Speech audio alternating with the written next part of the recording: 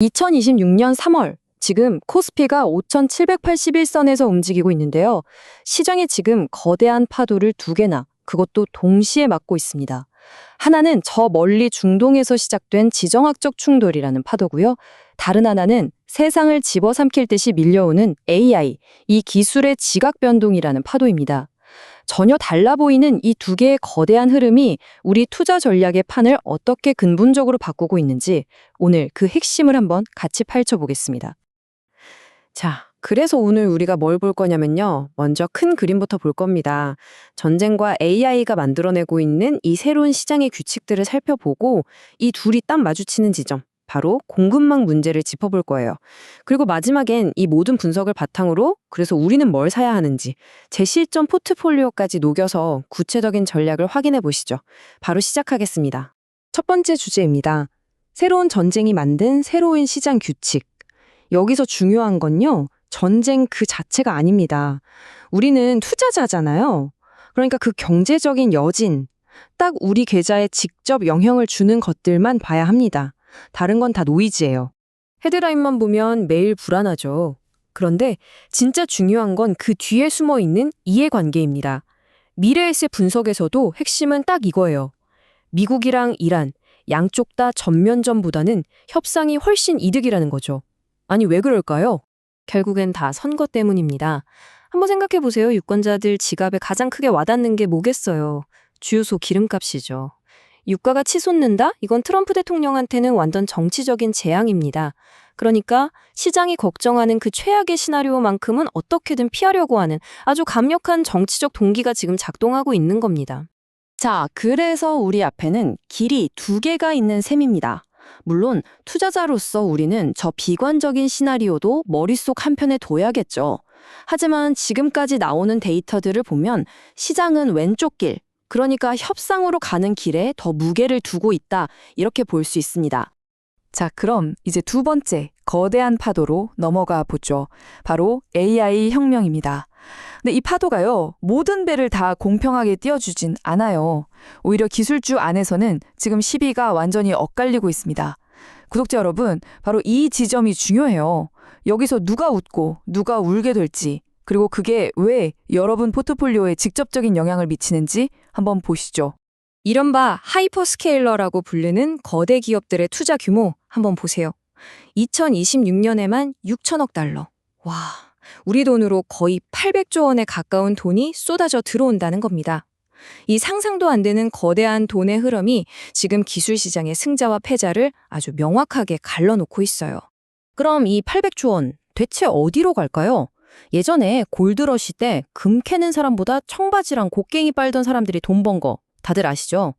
똑같습니다. 이 돈은 AI의 물리적인 기반, 그러니까 디지털 곡괭이를 만드는 회사들한테 그대로 흘러 들어갑니다. 바로 반도체, 전력 장비, 그리고 핵심 소재 기업들. 이들이 AI 골드러시의 첫 번째 승자인 거죠. 자, 그런데 동전의 뒷면도 봐야죠. 그럼 반대로 수많은 전통 소프트웨어 기업들은 어떨까요? 이 회사들은 지금 자기들 서비스를 그냥 대체해버릴 수 있는 더 빠르고 싼 AI 도구들이랑 말 그대로 생존 경쟁을 벌여야 하는 처지가 됐습니다. 수십 년간 믿어왔던 비즈니스 모델 자체가 그냥 뿌리채 흔들리고 있는 거예요. 지금 보시는 표처럼 우리가 너무나 잘 아는 거대 사스 기업들이 직접적인 위협에 노출된 겁니다. 세일즈포스, 스노우플레이크 같은 회사들의 핵심 기능이 이제는 더 강력한 AI 모델에 플러그인 하나 까는 걸로 대체될 수 있다는 얘기예요. 이건 뭐 경쟁자가 하나 더 생긴 수준이 아니라 사업 모델 전체가 위협받는 말 그대로 지각 변동인 거죠. 그럼 AI 칩이 더 효율적으로 되면 오히려 수요는 줄어드는 거 아닐까? 상식적으로는 그렇죠. 근데 경제학에는 아주 재미있는 반전이 하나 있습니다. 바로 제본스의 역설이라는 건데요. 이게 왜 AI 하드웨어 기업들한테는 진짜 엄청난 기회가 되는지 제가 보여드릴게요. 이거 아주 간단해요. 우리 스마트폰 데이터 요금 싸지니까 유튜브 더 많이 보게 되잖아요. 똑같은 원리입니다. AI를 쓰는 비용이 싸지고 효율이 좋아지면 우리는 정말 상상도 못했던 모든 곳에 AI를 갖다 쓰기 시작할 거예요. 결국엔 전체 시장 파이가 어마어마하게 커지면서 하드웨어 수요는 오히려 폭발적으로 늘어나는 거죠. 자, 바로 이 지점입니다. 지정학이라는 큰 이야기와 기술이라는 또 다른 큰 이야기가 만나는 교차로요. 중동의 전쟁, 그리고 실리콘밸리의 AI 붐, 전혀 상관없어 보이는 이 두 사건이 우리에게 똑같은 메시지를 던지고 있어요. 그게 뭐냐? 안정적인 공급망 없이는 아무것도 안 된다는 겁니다.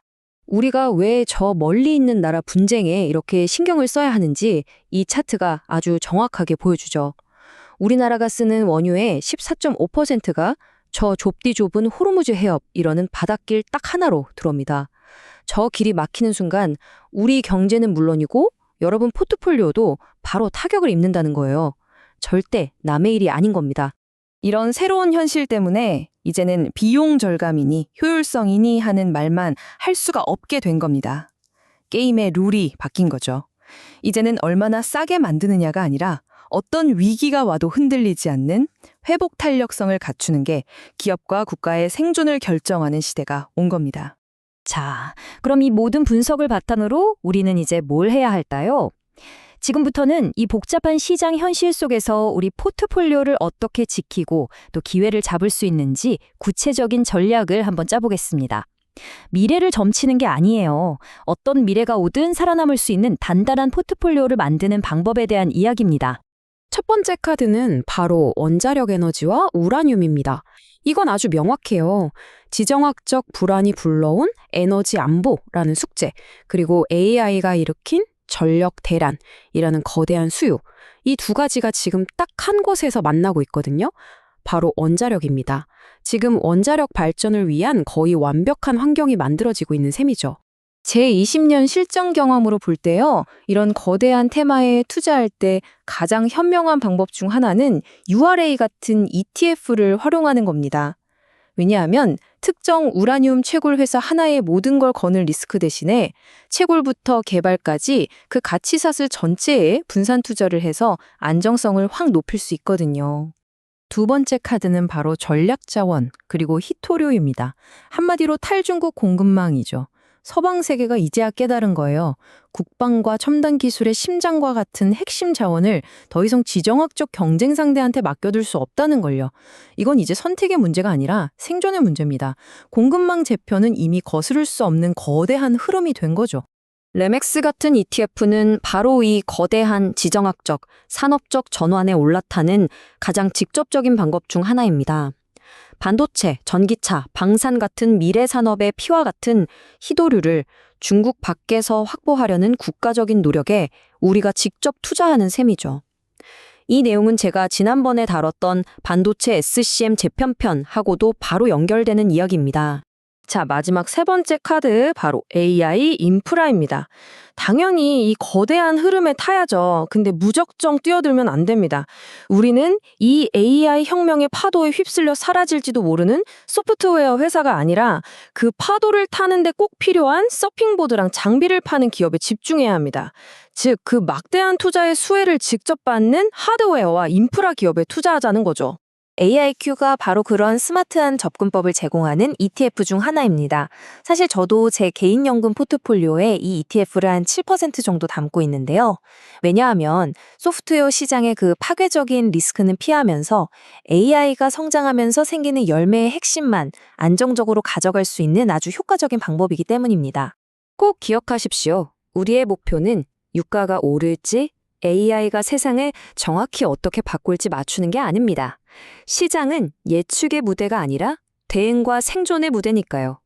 올해는 오늘 지정학과 기술이라는 거대한 변화의 지도를 그렸습니다. 이제 이 지도 위에서 우리가 적응하고 살아남을 수 있도록 최적의 위치에 서는 일만 남은 거죠.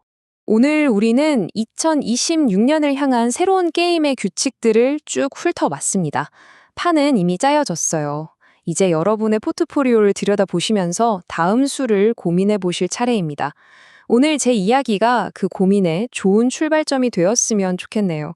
오늘 내용 관련해서 더 궁금한 점이 있으시면 3월 29일 저녁 8시에 있을 라이브 방송에서 직접 질문해 주세요. 그럼 저는 다음 분석에서 더 깊이 있는 이야기로 다시 찾아뵙겠습니다.